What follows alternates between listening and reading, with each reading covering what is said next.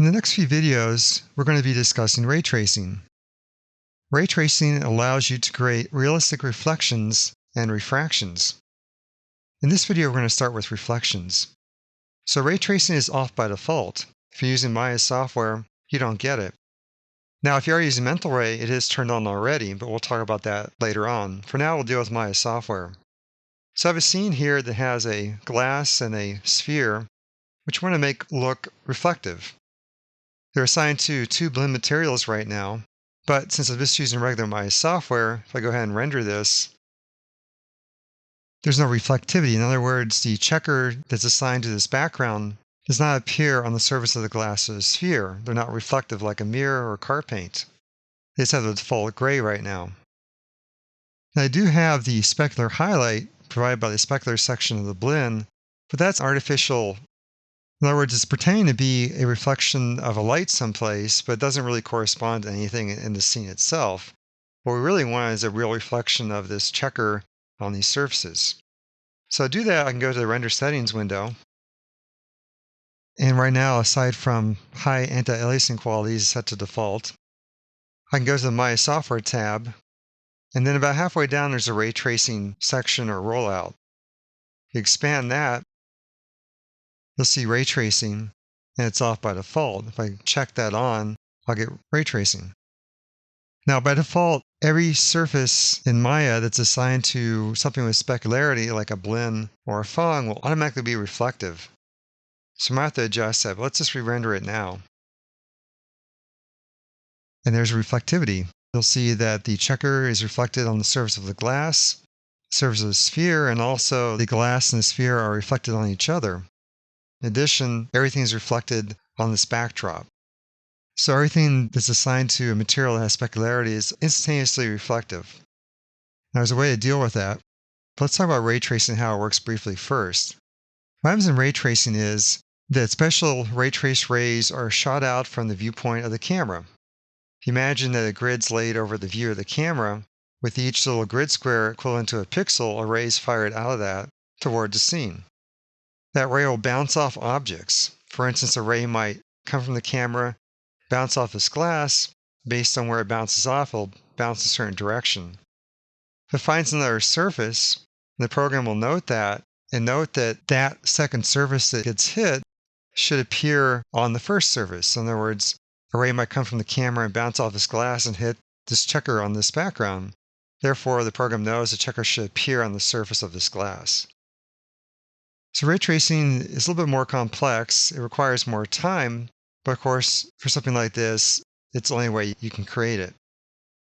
Let's go back to the part about how everything reflects. Now, you can adjust that. If I go to the hypershade and go to material, in this case, our two glass materials, one's called glass underscore and one's called glass 2. Glass is assigned to the actual glass. Glass 2 is assigned to the sphere. There's also separate material for the backdrop called backdrop underscore.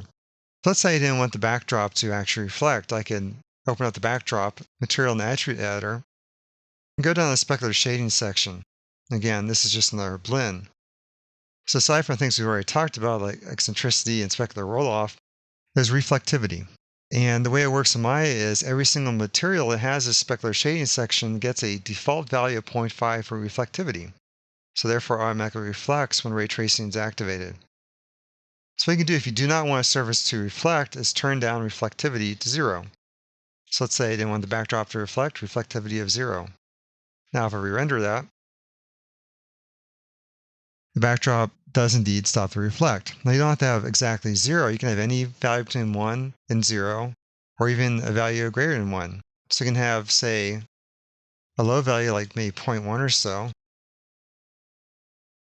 And then it'll reflect, but it's just very, very subtle. I can barely see it down here. If I go a little higher, you see the reflection starting to creep in right here.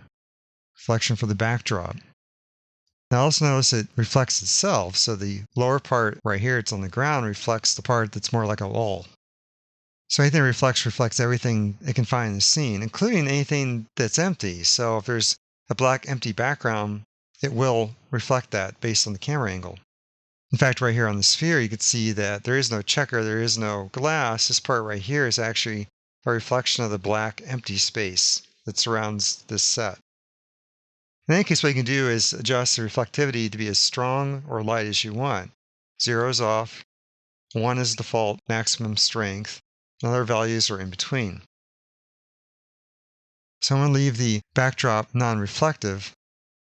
Then go to something like the material assigned to the glass, which is called glass, open that up, and adjust that. Maybe make that reflection stronger by going up to 1, re-render that region. You see that reflection becomes more intense, the whites are more white because now it's reflecting more intensely. Now, the higher the reflectivity is, the less you'll see the original color of the surface. In fact, if I turn the surface color to something other than gray, like red, and re-render that, you'll see how the surface color will compete with the actual reflection. And where the reflectivity is creating white squares from the backdrop, those white squares start to defeat the red of the surface. And it's even more true if there are more objects around. The higher the reflectivity and the more objects that are reflected, the less you'll see the original surface quality in terms of its color or its texture. So that's how you create reflectivity with ray tracing. We'll talk about a few other things you can create with ray tracing in later videos. But for now, if you want reflections, go to the Render Settings window, turn on ray tracing, and adjust the intensity of the reflectivity for the materials.